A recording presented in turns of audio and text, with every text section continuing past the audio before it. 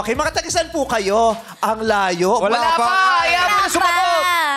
Okay, taga-saan po kayo? Ako nga pala si Virgin from San Mateo. Saan iniwa?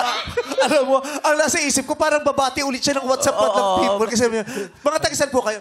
Oh. Wala siya. So, taga-saan nga po? Ako si Lynn, taga San Mateo.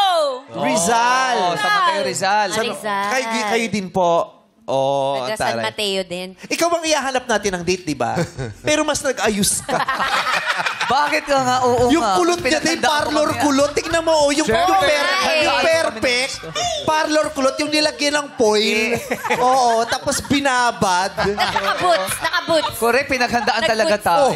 Ano amoy? Amoy setting lotion.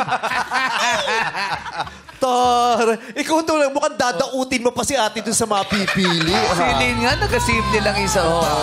Ayan. Oo, low-key lang. Edgis na edgis. Ano pong pinagkakaabalahan niyo sa buhay?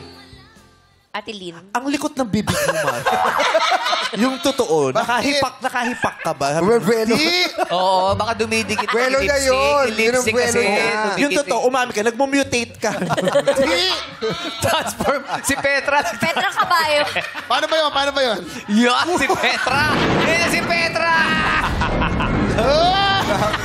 Wow, tawang-tawa. Ang ganda mo, no? Pumasok lang para mang-away ng mga content.